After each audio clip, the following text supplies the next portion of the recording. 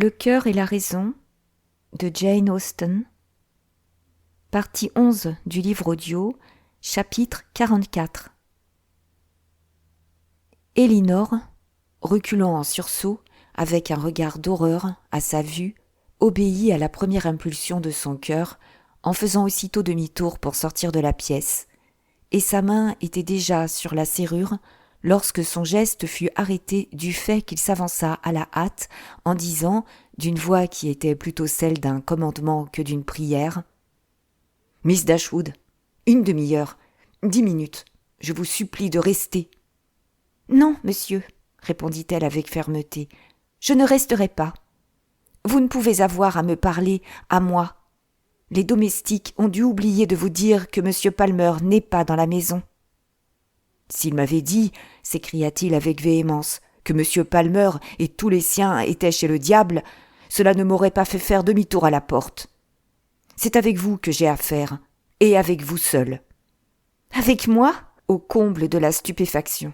« Eh bien, monsieur, soyez bref, et si vous le pouvez, moins violent. »« Asseyez-vous, et je serai l'un et l'autre. » Elle hésita, elle ne savait que faire. Il lui vint à l'idée qu'il serait possible que le colonel Brandon arrivât et le trouvât là, mais elle avait promis de l'entendre, et sa curiosité, non moins que son honneur, était engagée.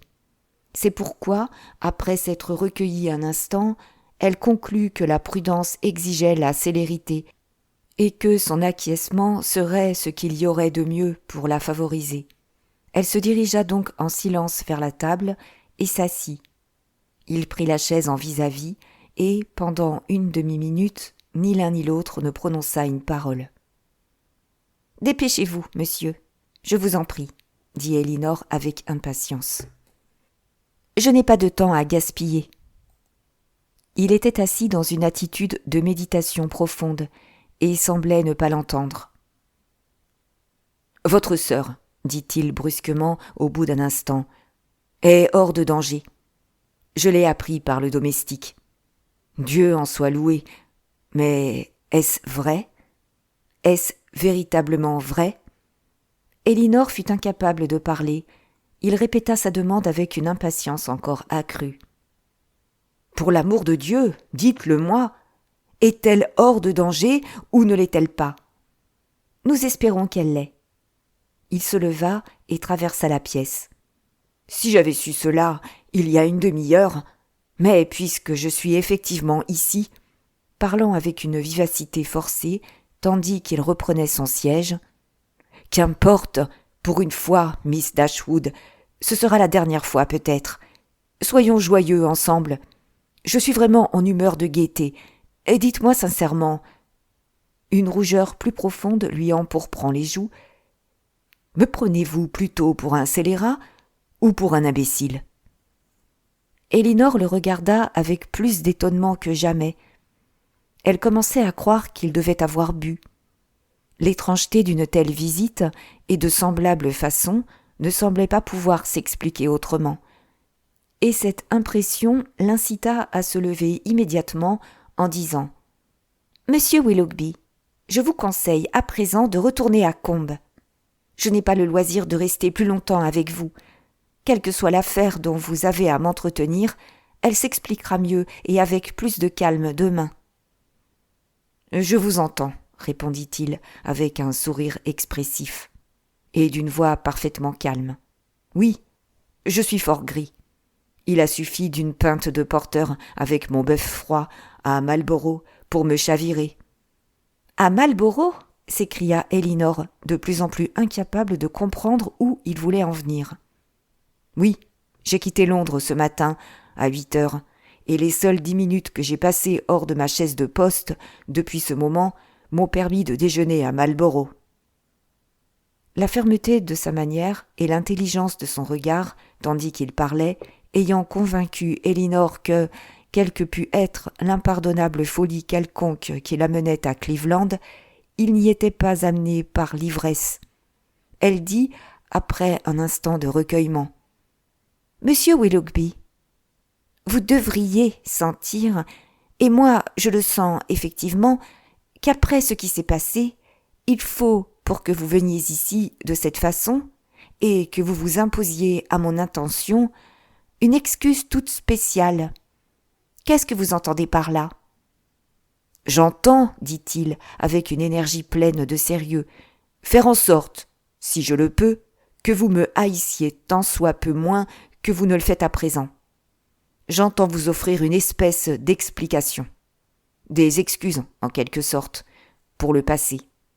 Vous ouvrir tout mon cœur, et en vous convainquant que, si j'ai toujours été un imbécile, je n'ai pas toujours été un scélérat, obtenir quelque chose qui ressemble à un pardon de la part de votre sœur. C'est là la véritable raison de votre venue ?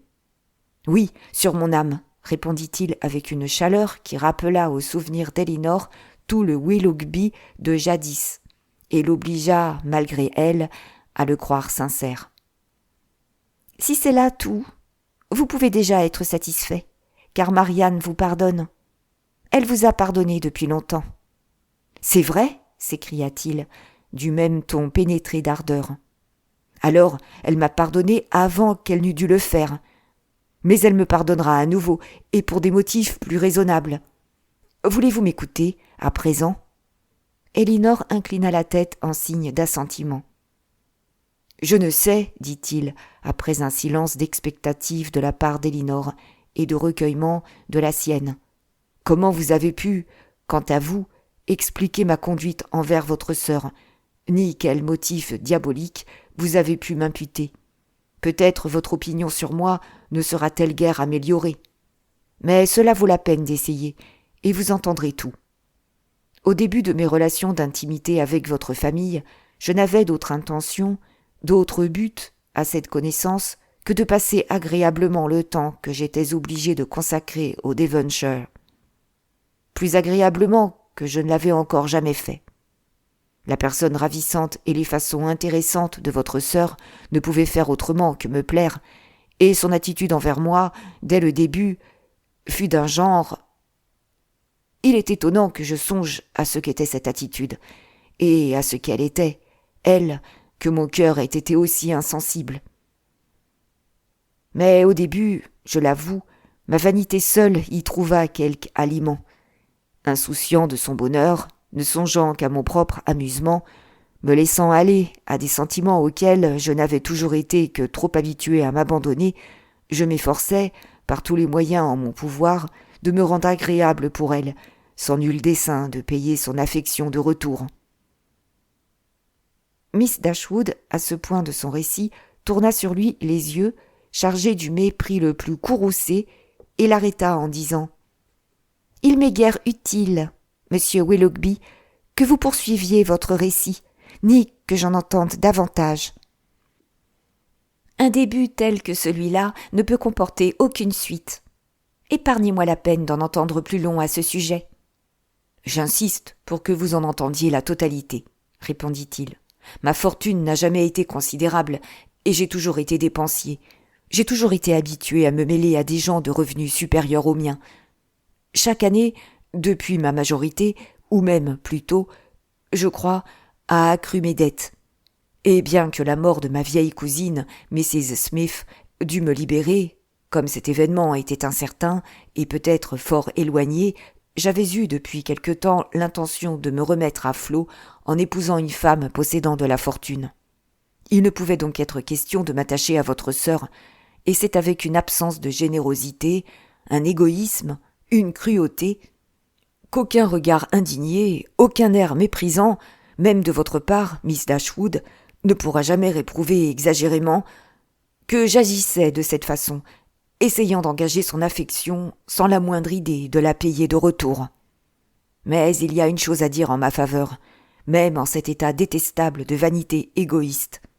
Je ne connaissais pas l'étendue du mal que je méditais, parce que je ne savais pas, alors, ce que c'est qu'aimer. Mais l'ai-je jamais su ?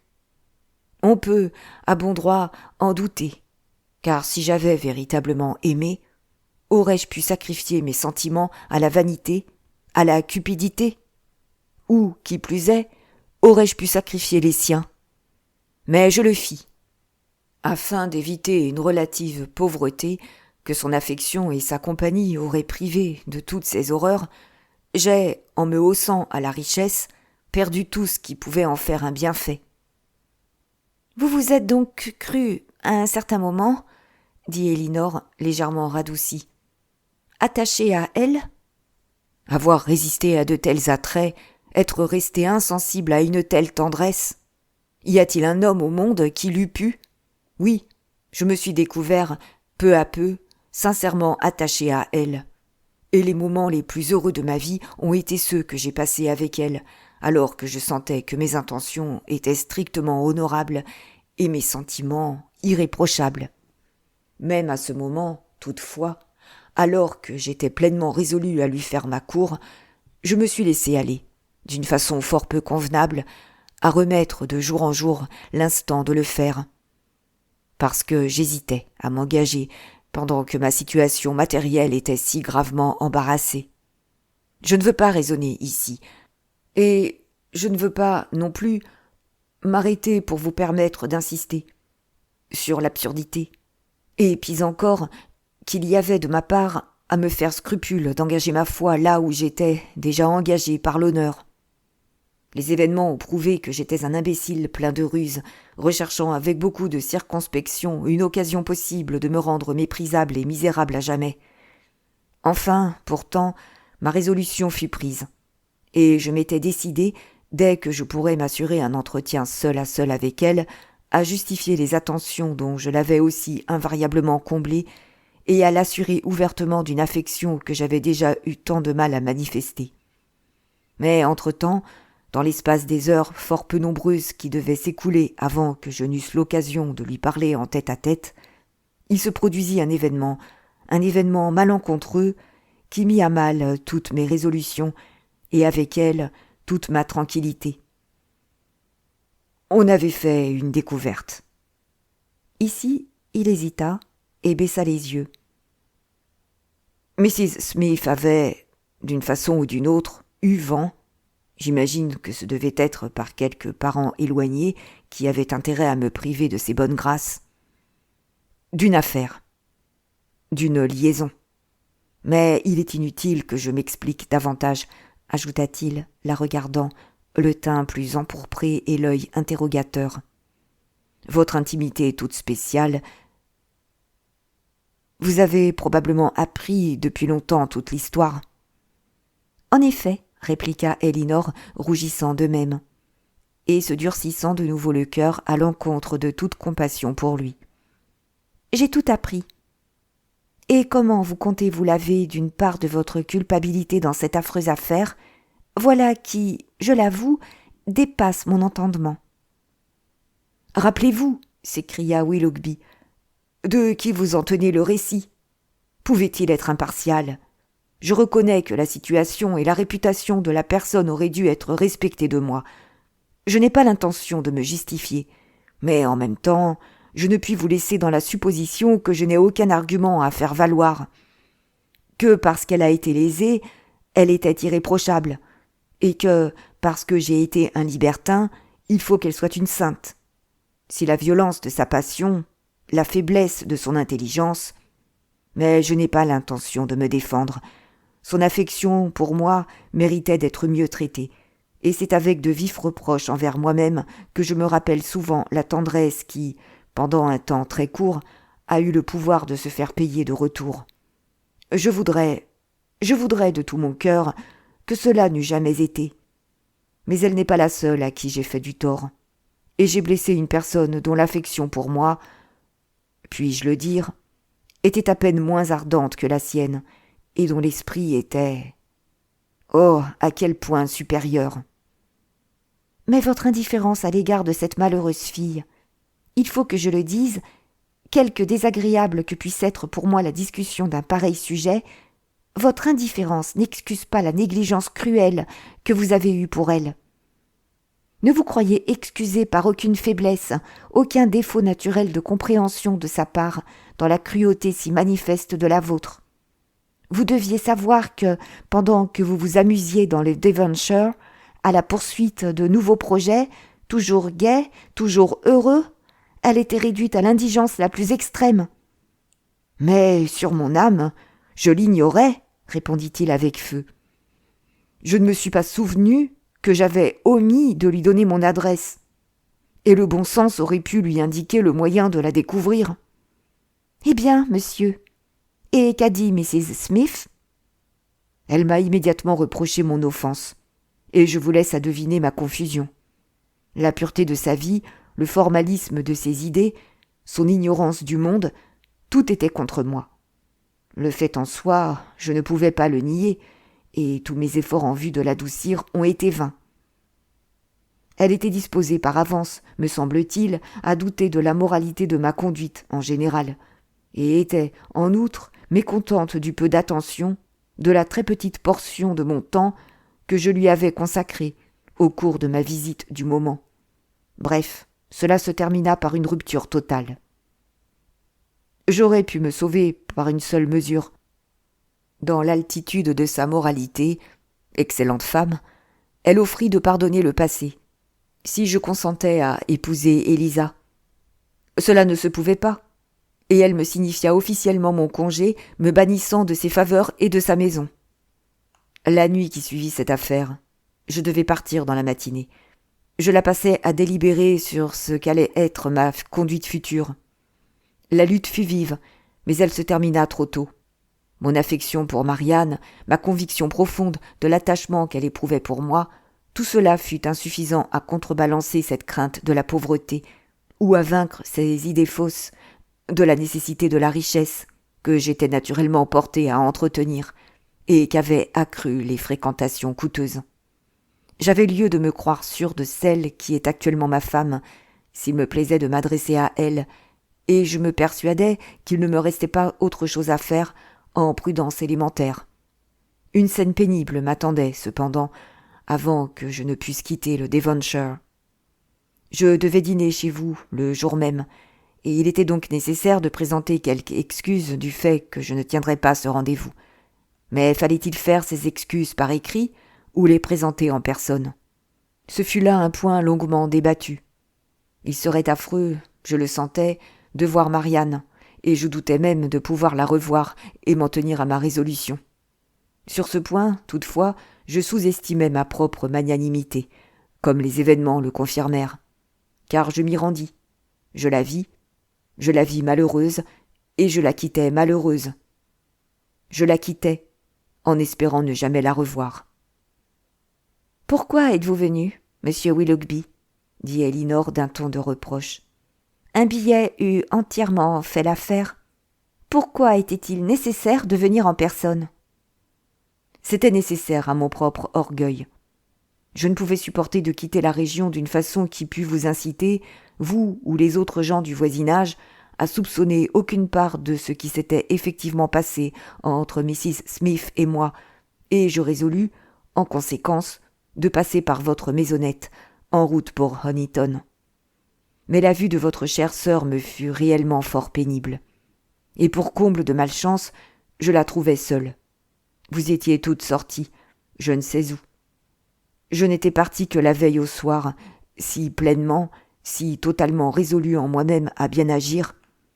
Quelques heures de plus, et je devais me lier à elle à jamais. Et je me souviens de mon bonheur, de tout mon entrain et de ma gaieté, tandis que je m'étais rendu depuis la maisonnette jusqu'à Allenham, satisfait de moi-même, ravi de tout le monde.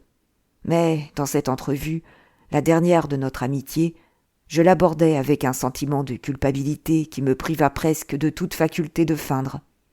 Sa douleur, sa déception, ses regrets profonds, lorsque je lui eus dit que j'étais contraint de quitter si promptement le Devonshire, je ne les oublierai jamais. Et joint encore à une telle foi, à une telle confiance en moi, ah, grand Dieu, quel scélérat au cœur de pierre j'ai été! Ils gardèrent tous deux le silence pendant quelques instants. Elinor fut la première à parler. « Lui avez-vous dit que vous reviendriez bientôt ?»« Je ne sais pas ce que je lui ai dit, » répondit-il avec impatience. « Moins que ne le méritait le passé, sans aucun doute, et en toute probabilité, plus que ne le justifiait l'avenir. Je ne puis y songer. C'est impossible. Puis votre chère mère est arrivée pour me torturer davantage avec toute sa bonté et sa confiance. Le ciel en soit loué, j'en fus torturé, en effet. J'ai été affreusement malheureux. Miss Dashwood, vous ne pouvez vous faire une idée du réconfort que j'éprouve à revoir rétrospectivement ma propre détresse. Je m'en veux tellement, de cette folie stupide et scélérate de mon propre cœur, que toutes les souffrances passées qu'elle m'a fait subir ne me sont plus à présent que triomphes de joie délirante. Enfin, je partis. Je quittai tout ce que j'aimais, pour aller trouver ceux à qui, en mettant les choses au mieux, j'étais simplement indifférent.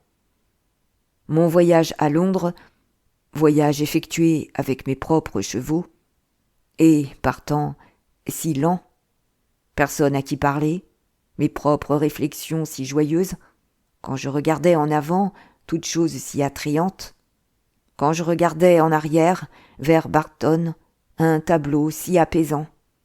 Ah oui, ce fut un voyage béni. Il se tut. « Eh bien, monsieur, dit Elinor, qui, bien qu'elle eût pitié de lui, devenait impatiente de le voir partir. Est-ce là tout ? Tout ? Non. Avez-vous oublié ce qui s'est passé à Londres ? Cette lettre infâme. Vous l'a-t-elle montrée ? Oui, j'ai vu chacun des billets échangés. Quand le premier des siens m'est parvenu. Comme il l'a fait immédiatement, car je n'ai pas quitté Londres de tout ce temps. Ce que j'ai ressenti ne saurait s'exprimer. Pour me servir d'une locution courante, pour en employer une plus simple, trop simple peut-être pour susciter aucune émotion, mes sentiments ont été forts, douloureux. Chacune des lignes, chacun des mots était, selon la métaphore rebattue, que la chair épistolière interdirait si elle était là, un poignard enfoncé dans mon cœur. Savoir que Marianne était à Londres, ce fut pour moi, dans le même langage, un coup de tonnerre. Coup de tonnerre et poignard. Quelle réprimande elle m'eût faite. Son goût, ses opinions. Je crois qu'ils me sont mieux connus que les miens, et je suis sûre qu'ils me sont plus chers. Le cœur d'Elinor, qui avait subi bien des changements au cours de cette conversation extraordinaire, fut à présent radouci.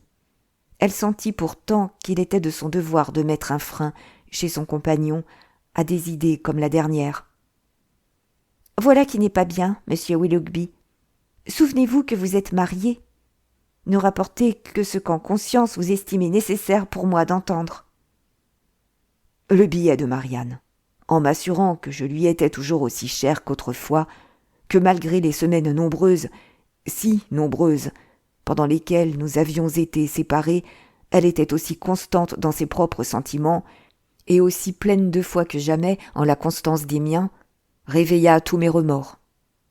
Je dis réveilla parce que le temps et Londres, les affaires et la dissipation, les avaient calmés dans une certaine mesure. Et j'étais devenu un beau coquin endurci, m'imaginant indifférent envers elle, et me plaisant à m'imaginer qu'elle devait, elle aussi, être devenue indifférente envers moi. Me parlant à moi-même de notre affection passée comme d'une simple bagatelle oiseuse, haussant les épaules pour bien me le prouver, et taisant chaque reproche, surmontant chaque scrupule, en disant secrètement de temps à autre « Je serais sincèrement heureux d'apprendre qu'elle est bien mariée. » Mais ce billet m'apprit à me mieux connaître. Je sentis qu'elle m'était infiniment plus chère qu'aucune autre femme au monde, et que je me conduisais honteusement envers elle. Mais tout venait justement d'être réglé entre Miss Grey et moi. Il était impossible de battre en retraite. Tout ce que j'avais à faire, c'était de vous éviter l'une et l'autre. Je ne fis pas de réponse à Marianne, ayant l'intention, de cette façon, de me dérober à toute nouvelle attention de sa part. Et pendant quelque temps, je résolus même de ne pas me présenter dans Berkeley Street. Mais en fin de compte, estimant qu'il était plus sage d'affecter l'air d'une connaissance flegmatique et banale qu'autre chose, je vous ai épié un matin pour être bien sûr que vous étiez sorti de la maison, et j'ai déposé ma carte. « Vous nous avez épiés pour nous voir sortir de la maison ?» ?»« Parfaitement. Vous seriez surprise d'apprendre combien de fois je vous ai observé, Combien de fois j'ai été sur le point de vous rencontrer. Je suis entré dans bien des boutiques pour éviter d'être vu par vous, au passage de la voiture. Habitant Bond Street, comme je le faisais, il ne se passa guère de journée que je n'eusse aperçu l'une ou l'autre de vous. Et il n'a fallu rien de moins que la vigilance la plus constante de ma part, que le désir le plus prépondérant de demeurer hors de votre vue, pour nous séparer si longtemps. J'ai évité autant que possible Middleton, ainsi que toute autre personne qui aurait présenté des chances d'être une connaissance commune. Toutefois, comme j'ignorais qu'ils fussent à Londres, je suis tombé sur Sir John, le premier jour de son arrivée, je crois bien, et le lendemain de ma visite chez Mrs. Jennings. Il m'a invité à une réunion, une sauterie, chez lui, dans la soirée. Il m'a dit, pour m'allécher, que vous deviez y assister, vous et votre sœur. Le lendemain matin m'apporta un nouveau billet bref de Marianne, toujours affectueux, franc, sans artifice, confiant, tout ce qui pouvait rendre ma conduite plus odieuse. Il me fut impossible d'y répondre. J'essayai, mais fus incapable de rédiger une phrase. Mais j'ai pensé à elle, je le crois bien, à chaque instant de cette journée. Si vous pouvez me plaindre, Miss Dashwood, plaignez ma situation telle qu'elle était à ce moment. La tête et le cœur pleins de votre sœur, j'étais contraint de jouer auprès d'une autre femme le rôle de l'amant comblé. Ces 3 ou 4 semaines furent les pires de toutes. Et puis, en fin de compte, comme il est superflu que je vous le dise, votre présence me fut imposée. Et vraiment, je devais faire une charmante figure. Quelle soirée atroce ce fut. D'un côté, Marianne, belle comme un ange, m'appelant Willoughby d'un tel ton. Ah, Dieu! Me tendant la main, me demandant une explication, ses yeux ensorceleurs fixés sur mon visage avec une sollicitude si expressive. Et, de l'autre, Sophia, jalouse comme un démon, semblable à tout ce qui... Enfin, peu importe. C'est passé, à présent. Quelle soirée! J'ai fui devant vous dès que cela m'a été possible, mais non sans avoir vu le charmant visage de Marianne, pâle comme la mort. Ce fut là la dernière vision que j'ai jamais eue d'elle, le dernier aspect sous lequel elle me soit apparue. Ce fut une chose affreuse à voir, et pourtant, quand j'ai songé à elle aujourd'hui comme étant véritablement mourante, ce me fut une espèce de réconfort de savoir exactement comment elle apparaîtrait à ceux qui la verraient pour la dernière fois ici-bas.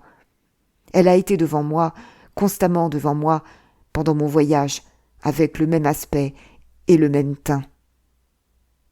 Il s'ensuivit un bref silence de méditation mutuelle. Willoughby, qui fut le premier à se ressaisir, le rompit ainsi. « Enfin, que je me dépêche et que je parte.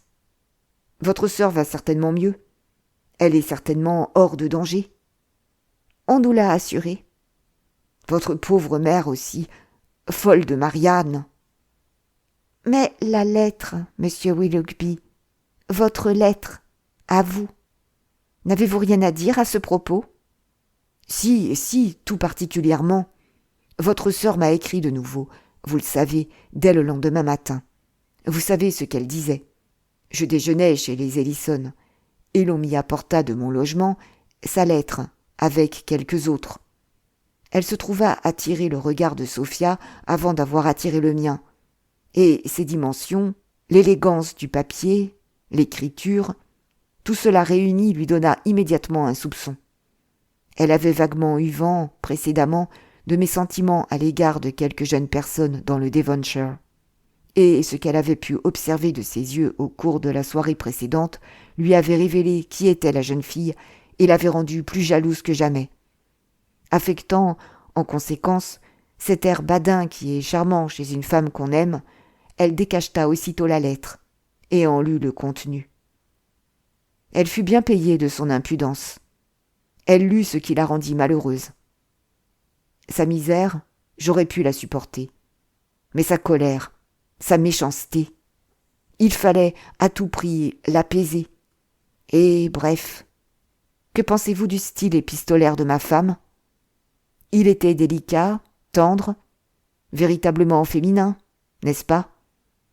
De votre femme ? La lettre était de votre propre main.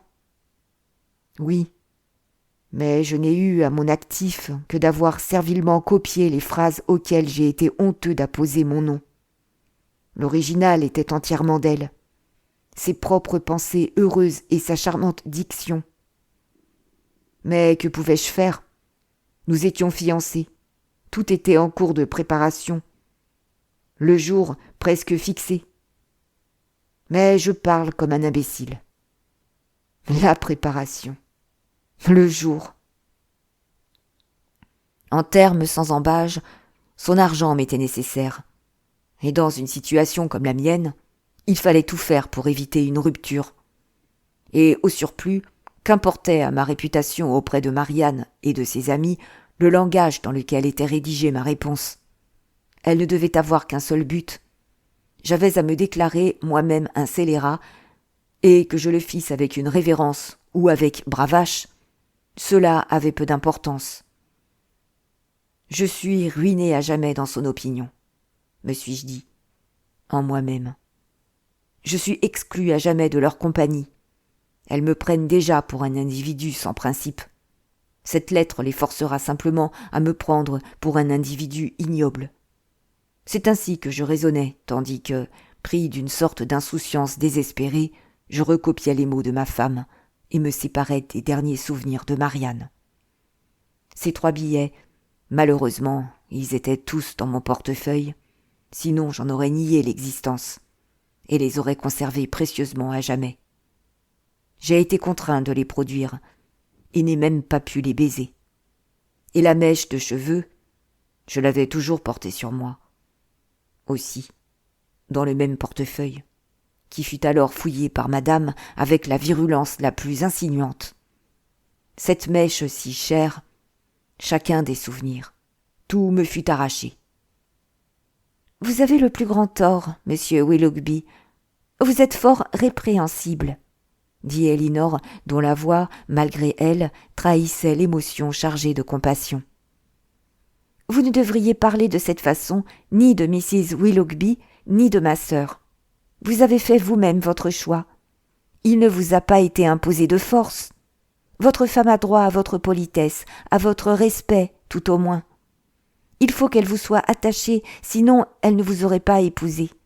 La traiter méchamment, parler d'elle en la ravalant, ce n'est point faire amende honorable à Marianne, et je ne puis croire que ce soit un soulagement pour votre conscience. »« Ne me parlez pas de ma femme, » dit-il avec un pesant soupir. « Elle ne mérite pas votre compassion. Elle savait que je n'avais aucune tendresse pour elle quand nous nous sommes mariés. Enfin, le mariage a eu lieu, après quoi nous sommes allés à Combe Magna pour être heureux, et revenus ensuite à Londres pour être gais. Et maintenant, me plaignez-vous, Miss Dashwood ? Ou bien ai-je dit tout cela en pure perte ? Suis-je, ne fût-ce que d'un degré, moins coupable dans votre opinion que je ne l'étais auparavant ? Mes intentions n'ont pas toujours été mauvaises. Mes explications ont-elles lavé une part de ma culpabilité ? Oui, vous en avez certainement fait disparaître une partie. Un peu. Vous avez démontré que vous êtes, dans l'ensemble, moins coupable que je ne le pensais. Vous avez prouvé que vous aviez le cœur moins méchant, beaucoup moins méchant. Mais je ne sais pas trop. Le malheur que vous avez infligé, je ne sais pas trop ce qui eût pu l'aggraver. Voulez-vous répéter à votre sœur, quand elle sera rétablie, ce que je viens de vous dire ? Permettez-moi d'être un peu exonéré dans son opinion aussi, comme dans la vôtre. Vous me dites qu'elle m'a déjà pardonné. Permettez-moi de m'imaginer qu'une meilleure connaissance de mon cœur et de mes sentiments actuels tirera d'elle un pardon plus spontané, plus naturel, plus doux et moins protocolaire.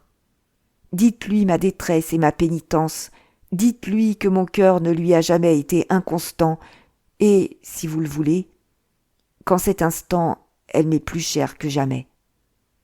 Je lui dirai tout ce qui sera nécessaire à ce qu'on peut appeler, d'un terme relatif, votre justification. Mais vous ne m'avez pas expliqué pour quelle raison particulière vous êtes venu maintenant, ni comment vous avez eu vent de sa maladie. Hier soir, dans le vestibule de Drury Lane, je suis tombé sur Sir John Middleton, et quand il a vu qui j'étais, pour la première fois depuis ces 2 mois écoulés, il m'a parlé. Qu'il m'eût évité depuis mon mariage, c'est là une chose que j'avais remarquée, sans surprise ni ressentiment.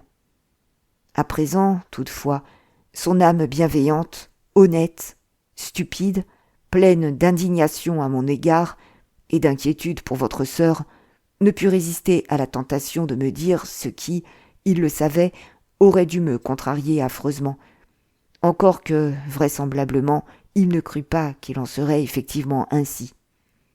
C'est pourquoi il m'apprit, aussi brutalement qu'il put le dire, que Marianne Dashwood était mourante, atteinte d'une fièvre infectieuse. Une lettre reçue le matin même de Mrs. Jennings la déclarait en danger fort imminent. Les Palmer s'étaient tous enfuis, épouvantés, etc. Je fus trop bouleversé pour pouvoir passer pour insensible, même auprès de Sir John, si peu observateur. Son cœur fut radouci en voyant souffrir le mien, et une si bonne part de sa rancune se dissipa que, lorsque nous nous séparâmes, il faillit me serrer la main, tandis qu'il me rappelait une vieille promesse au sujet d'un chiot pointer. Quels furent les sentiments que j'éprouvai en apprenant que votre sœur était mourante, et mourante, qui plus est, en me croyant le scélérat le plus affreux que la terre eût porté, pleine de mépris et de haine pour moi dans ces derniers instants, car comment pouvais-je savoir quel dessein horrible ne me serait pas imputé? Une personne, j'en étais sûr, me dépeindrait comme capable de tout. Ce que j'éprouvais fut épouvantable. Ma résolution fut bientôt prise, et à 8 heures, ce matin, j'étais dans ma voiture. Maintenant, vous savez tout. Elinor ne fit pas de réponse. Ses pensées étaient fixées en silence sur le dommage irréparable qu'une indépendance trop précoce, avec ses habitudes résultantes d'oisiveté, de dissipation et de luxe, avait occasionné à l'esprit, au caractère, au bonheur d'un homme qui joignait à tous les avantages de sa personne et de ses talents un naturel ouvert et honnête et un caractère sensible et affectueux. Le monde l'avait rendu prodigue et vaniteux. La prodigalité et la vanité lui avaient refroidi le cœur et avaient fait de lui un égoïste. La vanité, tout en cherchant son propre triomphe coupable aux dépens d'une autre, l'avait entraîné dans une affection véritable dont la prodigalité, ou tout au moins son fruit, le besoin, avait exigé le sacrifice. Chacune des propensions répréhensibles, en l'induisant au mal, l'avait induit de même au châtiment. Cette affection, à laquelle, contrairement à l'honneur, au sentiment, à tous les intérêts meilleurs, il s'était, semblait-il, arraché, gouvernait à présent chacune de ses pensées, alors qu'elle n'était plus avouable. Et l'union pour laquelle, avec fort peu de scrupules, il avait abandonné sa sœur à la détresse, allait vraisemblablement se révéler pour lui comme une source de malheur d'une nature bien plus incurable. Elle fut tirée, au bout de quelques minutes, d'une rêverie de ce genre, par Willoughby, qui, s'arrachant à une rêverie au moins aussi douloureuse, se redressa vivement, se préparant à partir, et dit « Il est inutile que je reste ici.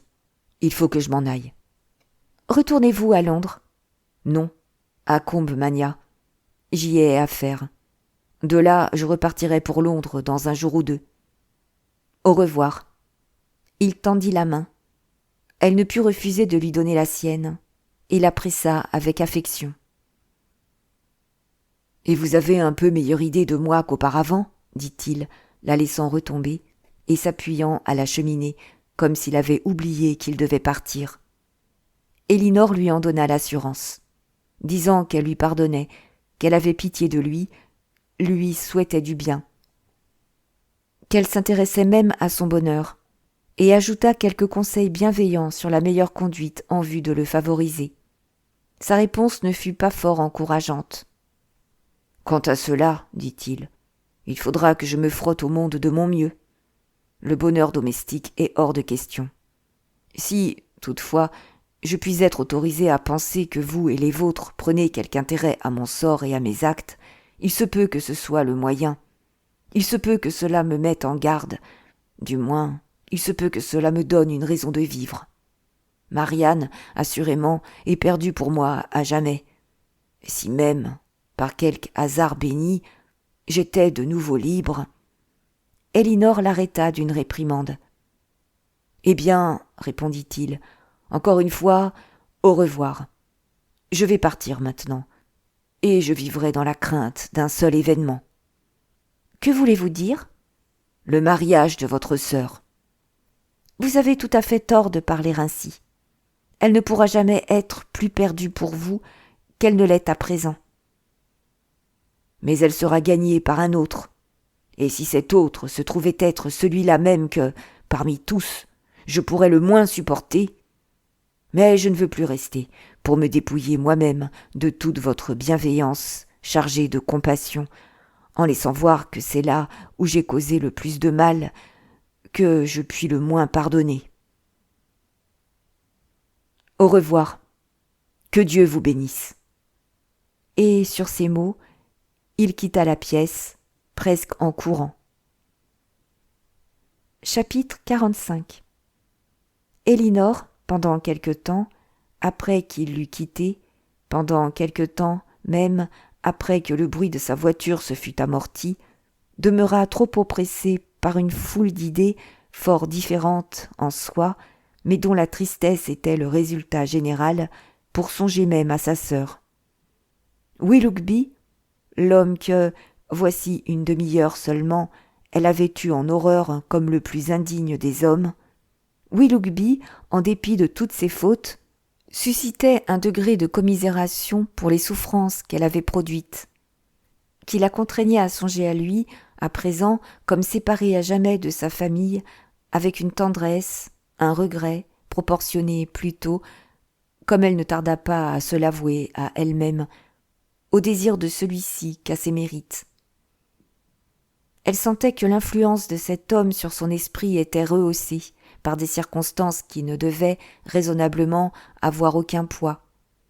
Par ce physique exceptionnellement attirant, ces façons ouvertes, affectueuses et vives, dont la possession ne constituait point un mérite, et par cet amour encore ardent pour Marianne, auquel il n'était même pas innocent de s'abandonner. Mais elle sentit qu'il en était ainsi, bien longtemps avant qu'il lui fût capable d'être moins sensible à son influence. Lorsqu'enfin elle retourna auprès de Marianne sans connaissance, elle la trouva qui se réveillait tout juste, restaurée, conformément à ses espérances, par un sommeil si long et si bienfaisant. Le cœur d'Elinor débordait.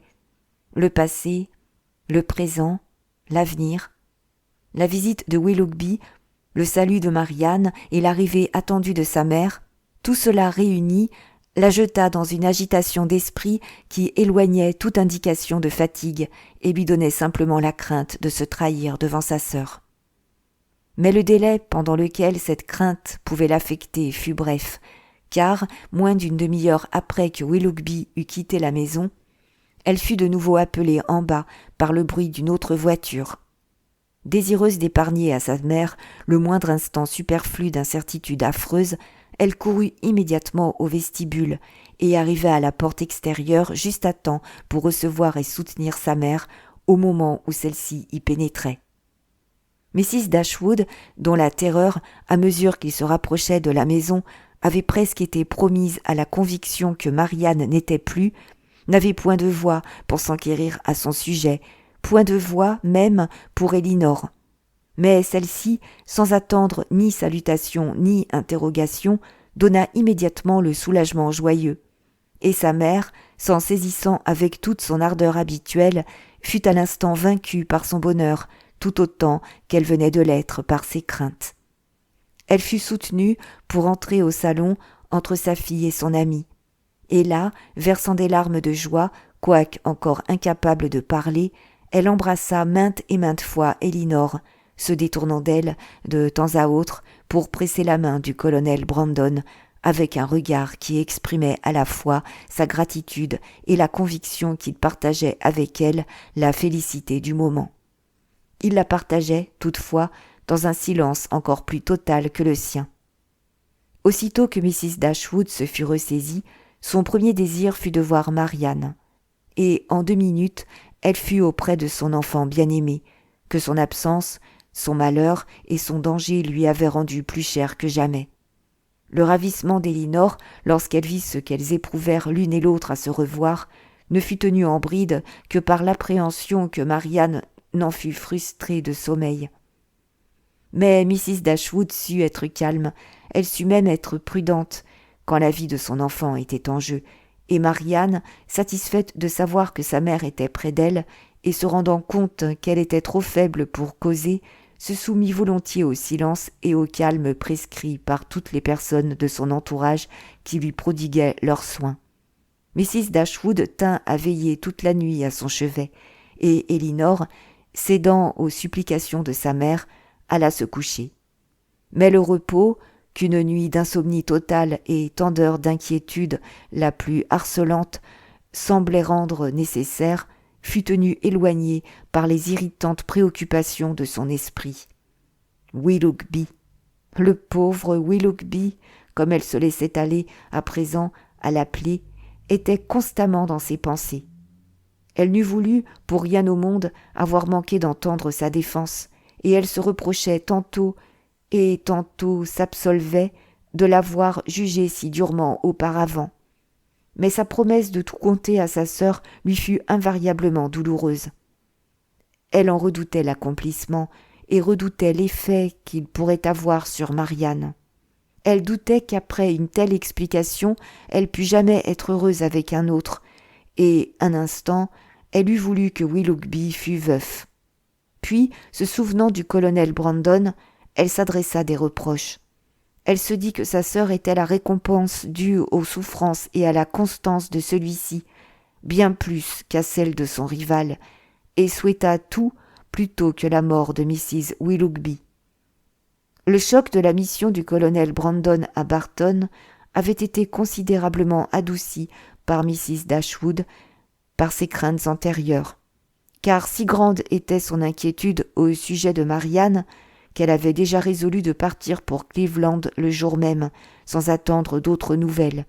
Et elle avait pris à tel point toutes ses dispositions pour son voyage, dès avant l'arrivée du colonel, qu'on attendait d'un moment à l'autre les carrets qui devaient emmener Margaret, car sa mère ne voulait pas qu'elle l'accompagnât là où il pourrait y avoir risque de contagion.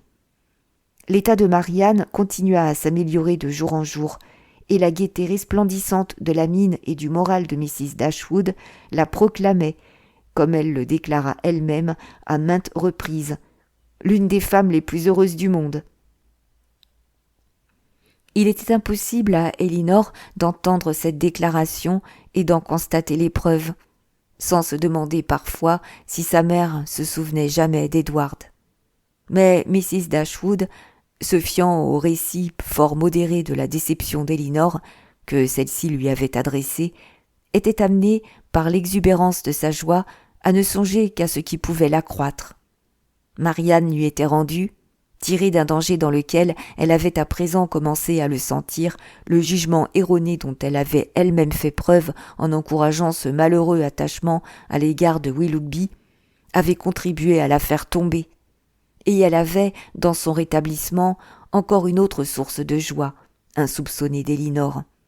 Elle lui fut communiquée ainsi, dès que se présenta une occasion d'entretien privé entre elles. « Nous voici enfin seuls.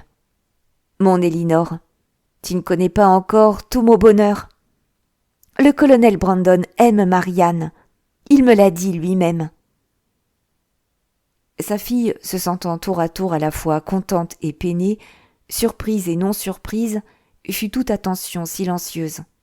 « Tu n'es jamais comme moi, ma chère Elinor, sinon je m'étonnerais du calme dont tu fais preuve maintenant.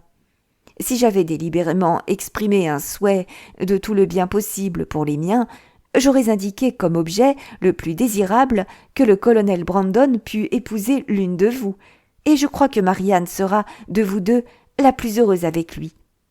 Elinor fut à demi tentée de lui demander pour quelle raison elle le croyait, parce qu'elle savait qu'il n'en pourrait être donné aucune qui fût fondée sur une considération impartiale de leur âge, de leur caractère ou de leurs sentiments.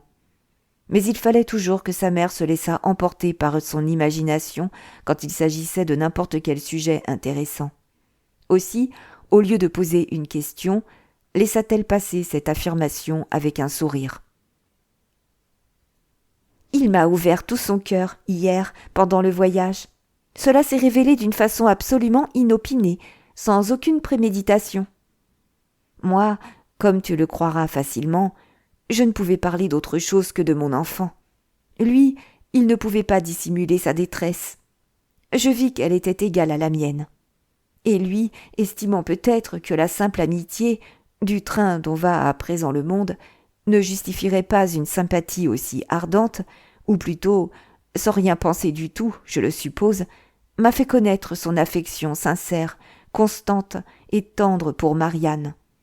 Il l'aime, mon Elinor, depuis le premier instant où il l'a vue. Toutefois, Elinor perçut là, non pas le langage, non pas les assurances du colonel Brandon, mais les embellissements naturels de l'imagination active de sa mère, qui façonnait à son gré tout ce qui lui était éminemment agréable. Son affection pour elle, qui surpasse infiniment tout ce qu'a jamais ressenti ou feint Willoughby, comme étant beaucoup plus ardente, plus sincère ou plus constante, quelque nom que nous lui décernions, a subsisté durant tout le temps où il a eu connaissance du malheureux engouement de notre chère Marianne pour cet indigne jeune homme, et sans égoïsme, sans qu'un espoir l'ait encouragé. Aurait-il pu la voir heureuse avec un autre ? Quelle noblesse d'esprit, quelle franchise, quelle sincérité ! Personne ne peut être déçu. La réputation du colonel Brandon, dit Elinor, en tant qu'homme excellent, est solidement établie. Je le sais, dit gravement sa mère. Sinon, après un tel avertissement, je serais bien la dernière à encourager son affection, ou même à la voir d'un bon œil.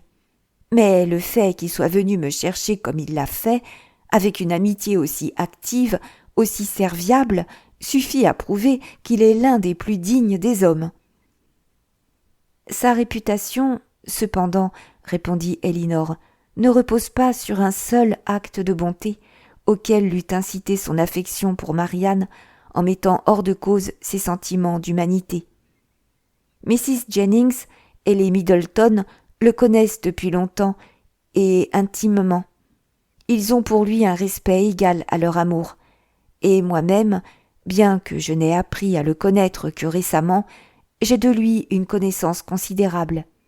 Et je le prise et l'estime si hautement que, si Marianne peut être heureuse avec lui, je serai aussi disposée que vous à penser que notre alliance sera le plus grand bienfait qui soit au monde. Quelle réponse lui avez-vous donnée ? Lui avez-vous permis d'espérer ? Oh, ma chérie, je ne pouvais alors parler d'espoir ni à lui ni à moi-même. Marianne pouvait à ce moment même être mourante. Mais il ne demandait ni espoir ni encouragement. Sa confidence a été involontaire, l'effusion incoercible à une amie consolatrice, et non une demande adressée à une mère. Pourtant, au bout de quelque temps, je lui ai dit effectivement, car au début j'ai été complètement abasourdie, que si elle vivait, comme je l'espérais, certes, mon plus grand bonheur serait de favoriser leur mariage. Et depuis notre arrivée, depuis notre délicieuse sécurité, je le lui ai répété d'une façon plus complète. Je lui ai donné tous les encouragements en mon pouvoir. Le temps, un temps fort court, lui dis-je, fera tout. Le cœur de Marianne ne doit pas être gaspillé à jamais au profit d'un homme comme Willoughby. Il faudra bien que ses propres mérites se l'assurent promptement. Pourtant, à en juger d'après l'entrain du colonel, vous ne lui avez pas encore communiqué le même optimisme. Non, il croit que l'affection de Marianne est trop profondément enracinée pour qu'elle subisse d'ici longtemps aucun changement, et même en supposant que son cœur soit de nouveau libre, Ce que sa trop grande modestie à son propre égard lui interdit de croire, il doute, avec une telle différence d'âge et de caractère, de pouvoir jamais se l'attacher. Mais en cela, il se trompe du tout au tout. Son âge ne dépasse celui de Marianne que de ce qu'il faut pour constituer un avantage, pour que son caractère et ses principes soient stabilisés. Et son humeur, j'en suis bien convaincue, est exactement ce qui convient pour rendre ta sœur heureuse. Et sa personne, ses façons aussi, sont entièrement en sa faveur. Ma partialité ne m'aveugle pas. Il n'est certainement pas aussi beau que Willoughby, mais, d'autre part, sa physionomie a quelque chose de beaucoup plus agréable. Il y a toujours eu quelque chose, rappelle-toi, dans les yeux de Willoughby, qui ne me plaisait pas. Elinor fut incapable de s'en souvenir. Mais sa mère, sans attendre son assentiment, poursuivit.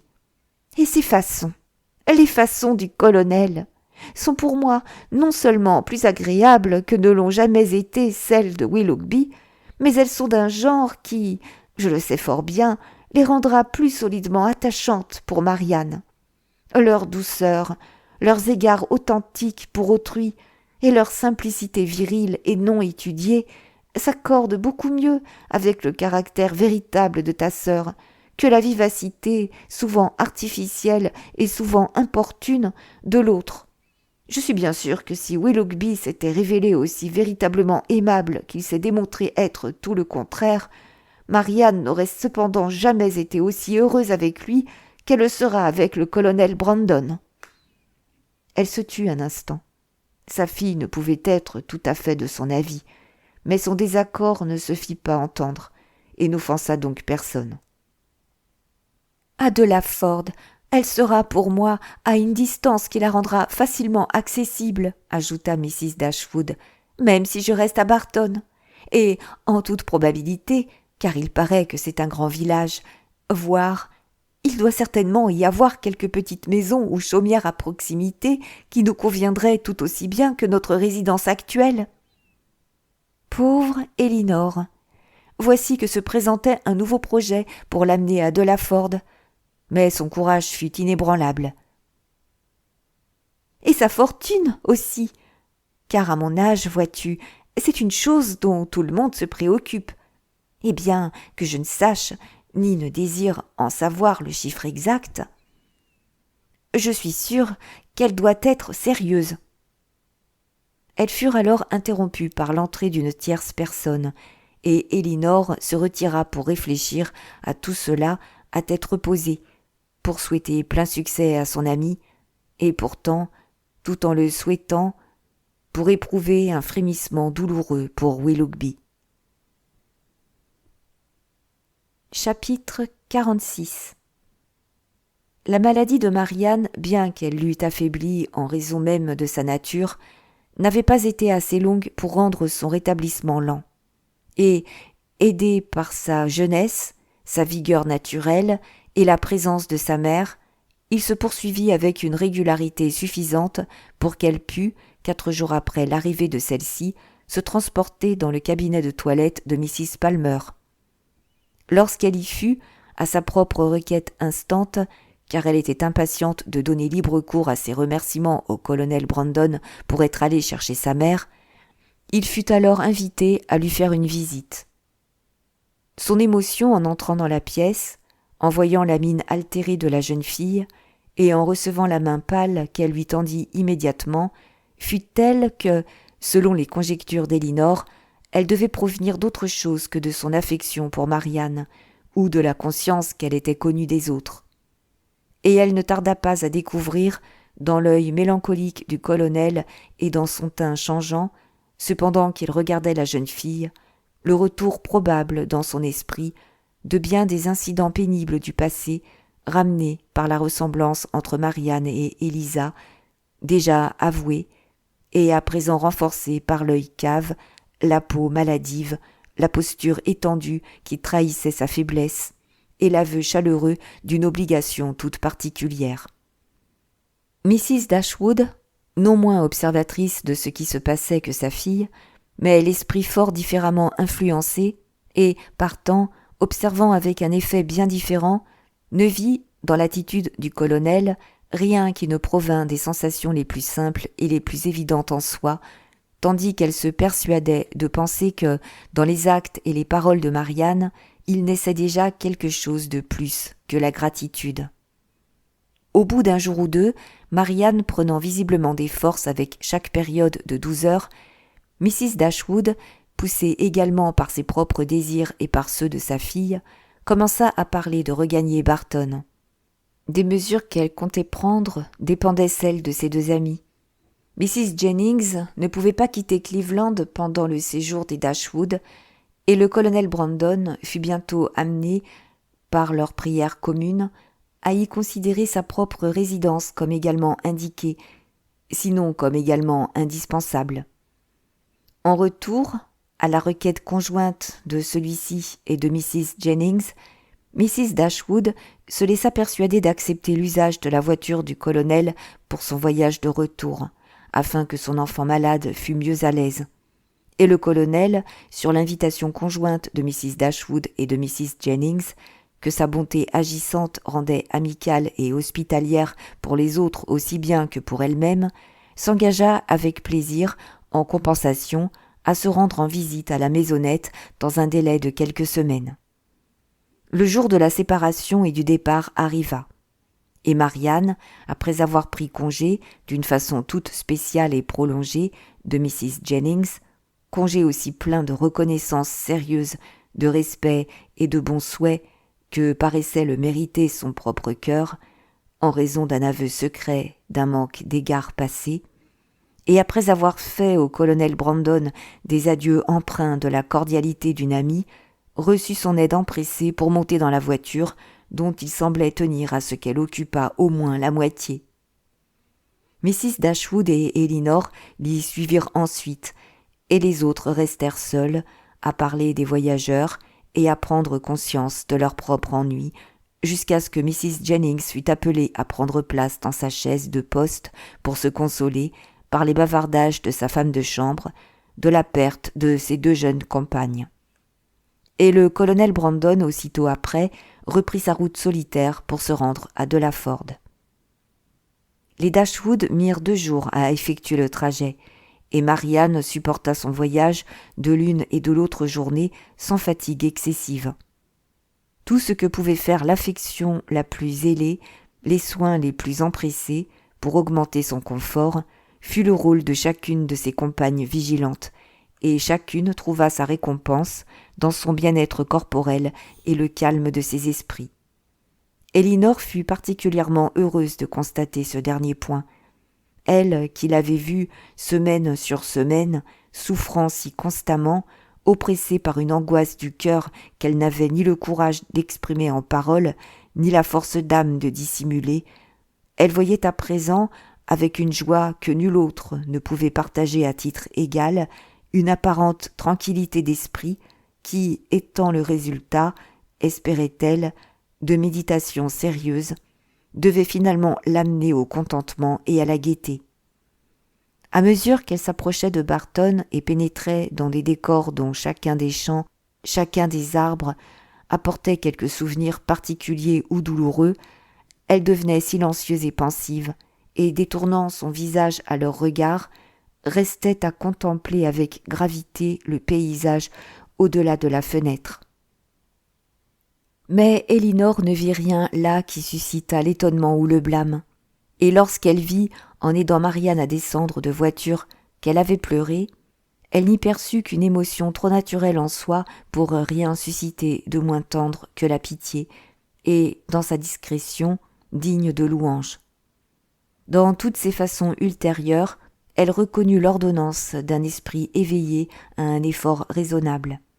Car à peine eurent-elles pénétré dans leur petit salon commun que Marianne y promena les yeux avec un air de fermeté résolue, comme si elle était déterminée à la fois à s'accoutumer à la vue de chacun des objets auxquels pouvait se rattacher le souvenir de Willoughby.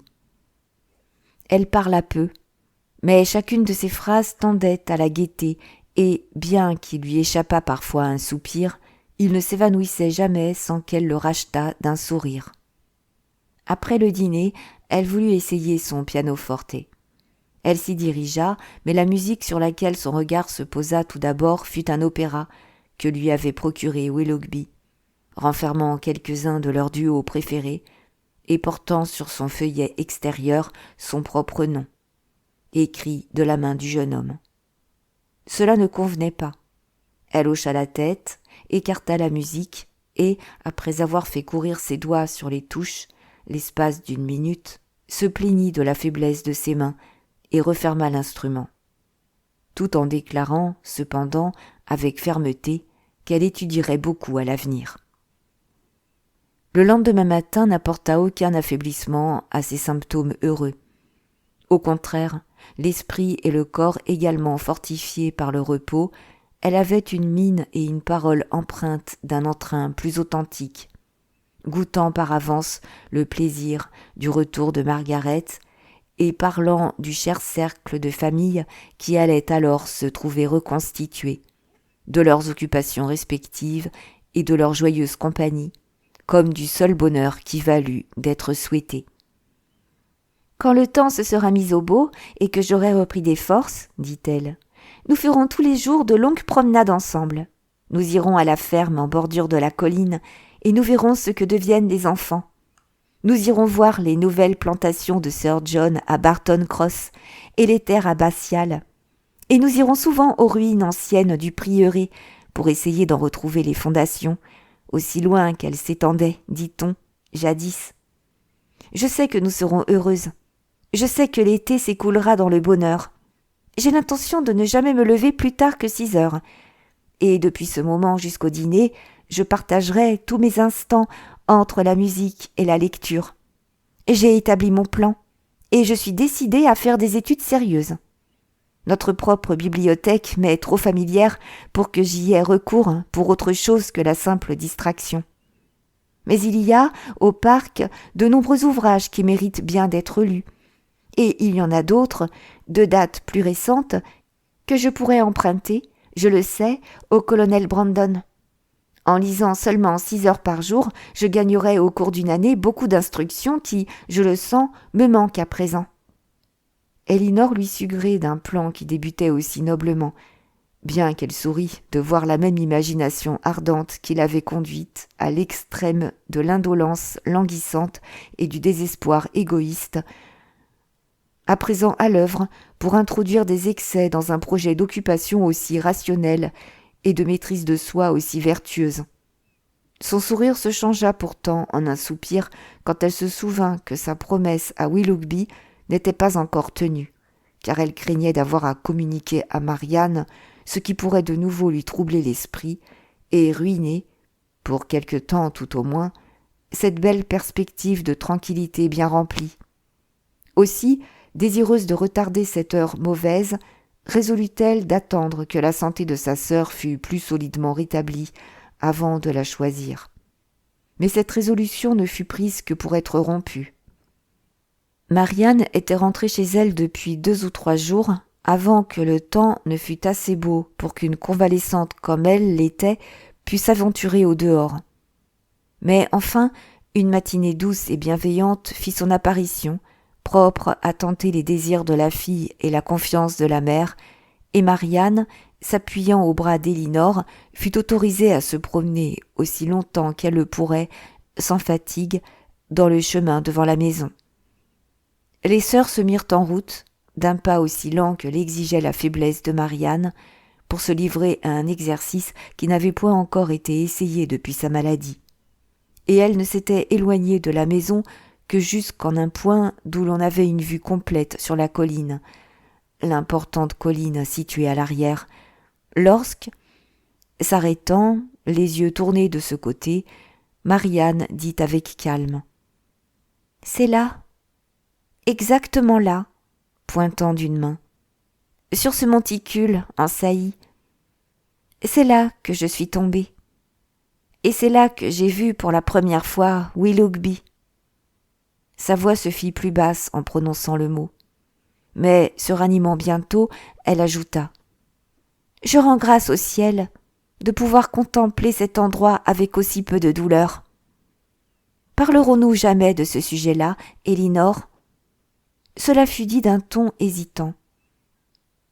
Ou bien sera-ce mal? Je suis capable d'en parler maintenant, je l'espère, comme il le faudrait. Elinor l'invita tendrement à être franche. Quant au regret, dit Marianne, j'en ai terminé, en ce qui le concerne, lui. Je n'ai pas l'intention de te parler de ce qu'étaient mes sentiments envers lui, mais de ce qu'ils sont à présent. Maintenant, si je pouvais être rassurée sur un point, si je pouvais avoir le droit de penser qu'il ne jouait pas constamment un rôle, qu'il ne me trompait pas constamment, mais surtout, si je pouvais être sûre qu'il n'a jamais été aussi foncièrement pervers que mes craintes l'ont parfois imaginé, depuis le récit de cette fille infortunée, elle se tut. Elinor se pénétra joyeusement de ses paroles, tandis qu'elle répondait. « Si tu pouvais en être assurée, tu crois que tu serais tranquillisée ?»« Oui, l'apaisement de mon esprit y est doublement intéressé. Car non seulement il est affreux de soupçonner de pareils desseins une personne qui a été pour moi ce qu'il a été, lui, mais sous quel rôle cela me fait-il apparaître moi-même? Qu'est-ce donc, dans une situation comme la mienne, sinon une affection bien honteusement imprudente, qui a pu m'exposer à... Comment alors, demanda sa sœur, expliquerais-tu sa conduite? Je le supposerais... Oh, avec quel bonheur je le supposerais. Simplement inconstant. Très, très inconstant. Elinor ne dit plus rien. Elle se livrait à un débat intérieur, se demandant s'il convenait de commencer immédiatement son récit ou de le retarder jusqu'à ce que Marianne fût plus forte. Et elles s'avancèrent lentement quelques minutes en silence. « Je ne lui souhaite pas trop de bien, » dit enfin Marianne, avec un soupir, en souhaitant que ses réflexions secrètes ne soient pas plus désagréables que les miennes. Il y trouvera suffisamment de souffrance. Compares-tu ta conduite à la sienne? Non, je la compare à ce qu'elle aurait dû être. Je la compare à la tienne. Nos situations ont eu peu de ressemblance. Elles en ont eu plus que notre conduite. Ma bien chère Elinor, ne permets pas à ta bonté de défendre ce que ton jugement, je le sais, doit blâmer. Ma maladie m'a fait réfléchir. Elle m'a donné le loisir et le calme nécessaires au recueillement sérieux. Bien avant que je ne fusse suffisamment remise pour pouvoir parler, j'étais parfaitement capable de réfléchir. J'ai songé au passé. Je n'ai vu dans ma propre conduite, depuis le début de notre connaissance avec lui, l'automne dernier, qu'une série d'imprudences envers moi-même et de manque de bonté envers les autres. J'ai vu que mes propres sentiments avaient préparé mes souffrances et que mon manque de force morale sous leur fardeau m'avait presque mené au tombeau. Ma maladie, je le savais bien, avait été entièrement de mon fait, causée par une négligence à l'égard de ma propre santé, que j'avais bien senti, sur le moment, être coupable. Si j'étais morte, c'eût été un suicide. Je n'ai connu mon danger que lorsqu'il eût été dissipé, mais avec des sentiments tels que m'en donnèrent ces réflexions, je m'étonne de ma guérison. Je m'étonne que l'ardeur même de mon désir de vivre, d'avoir le temps de me racheter devant mon Dieu et devant vous tous, ne m'ait pas tuée immédiatement. Si j'étais morte, dans quelle détresse toute spéciale je t'aurais laissé, toi, mon infirmière, mon amie, ma sœur. Toi qui avais vu tout l'égoïsme tourmenté de mes jours récents, qui avais connu tous les murmures de mon cœur. Sous quelle forme aurais-je vécu dans ton souvenir? Et ma mère, aussi. Comment aurais-tu pu la consoler? Je ne puis exprimer l'horreur que je m'inspirais à moi-même. Chaque fois que je me tournais vers le passé, je voyais quelque devoir négligé ou quelque défaut auquel j'avais cédé. Tout le monde semblait lésé par moi. La bonté, la constante bonté de Mrs. Jennings. Je l'avais récompensé d'un mépris ingrat. Envers les Middleton, les Palmer, les Steele, même envers chacune de nos connaissances courantes, je m'étais montrée insolente et injuste, le cœur durci à l'encontre de leurs mérites, et l'humeur irritée par leurs égards mêmes. Quant à John, à Fanny, oui, même à eux, quelque peu qu'ils méritent, je leur avais donné moins que leur dû. Mais c'est toi, par-dessus tous, plus que ma mère, qui avait été lésée par moi. Moi, et moi seule, je connaissais ton cœur et ses chagrins. Et pourtant, en quoi cela m'avait-il influencé ? Certes, à nulle compassion qui eût pu profiter à toi ni à moi. J'avais ton exemple devant les yeux. Mais à quoi m'avait-il servi ? En avais-je plus d'égard pour toi et pour ton réconfort ? Avais-je imité ta longanimité ou diminué tes contraintes en participant à ces services de complaisance générale ou de gratitude particulière que tu avais jusque-là été laissé seul à effectuer ? Non. Et quand j'avais su que tu étais malheureuse, non moins que quand j'avais cru que tu étais tranquille, je m'étais tout autant détournée de l'accomplissement de tous mes devoirs et de toute manifestation d'amitié. Je n'avais guère permis à la douleur d'exister, sauf pour moi. Je n'avais regretté que ce cœur unique qui m'avait abandonné et meurtri, en te laissant, toi, pour qui je professais une affection sans bornes, à te rendre malheureuse par amour pour moi. Elle arrêta là le flot rapide de l'humeur accusatrice qui la poussait à s'adresser à elle-même des reproches. Et Elinor, impatiente de la réconforter, quoique trop honnête pour la flatter, lui prodigua immédiatement les louanges et l'appui que méritaient si bien sa franchise et sa contrition. Marianne lui pressa la main et répondit « Tu es très bonne. C'est l'avenir qui doit me servir de justification. J'ai établi mon plan, et si je suis capable de m'y conformer, mes sentiments seront tenus en bride et mon caractère amélioré. Ils n'irriteront plus les autres, ni ne me tortureront. Je vivrai maintenant dans une large mesure pour ma famille. C'est toi, ma mère et Margaret, qui devrez dorénavant être tout au monde pour moi. C'est vous qui partagerez entre vous toutes mes affections. Je n'aurai plus jamais la moindre incitation à m'éloigner de vous et de mon foyer. Et si je me mêle jamais parmi une autre compagnie, ce sera uniquement pour montrer que ma fierté est humiliée, mon cœur amendé, et que je suis capable de pratiquer avec douceur et longanimité les civilités et les devoirs secondaires de la vie. Quant à Willoughby, il serait oiseux de dire que je l'oublierai bientôt, ou même jamais. Son souvenir ne pourrait être vaincu par aucun changement de circonstance ou d'opinion. Mais il sera réglé, il sera tenu en bride par la religion, par la raison, par des occupations constantes. Elle se tut un instant et ajouta d'une voix plus basse. Si seulement je pouvais connaître son cœur, tout deviendrait facile. Elinor, qui avait alors réfléchi depuis quelque temps sur la question de savoir s'il convenait ou non de hasarder sans tarder son récit, entendit ces mots sans se sentir en aucune façon plus proche d'une décision qu'au début. Et, se rendant compte que la réflexion était inopérante, résolut d'en venir au fait. Elle se tira de son récit, espérait-elle, avec adresse. Elle prépara avec prudence son auditrice inquiète. Compta simplement et honnêtement les points principaux sur lesquels Willoughby fondait son plaidoyer. Rendit justice à son repentir et se contenta d'adoucir ses protestations d'affection actuelles. Marianne ne prononça pas un mot. Elle était tremblante, ses yeux étaient fixés au sol, et ses lèvres se firent plus blanches que la maladie elle-même ne les avait laissées. 1000 questions lui surgissaient du cœur, mais elle n'osait en poser aucune. Elle aspira chaque syllabe avec une avidité haletante. Sa main, à son insu, pressa étroitement celle de sa sœur, et les larmes lui inondèrent les joues. Elinor, redoutant qu'elle ne fût fatiguée, la ramena vers le foyer.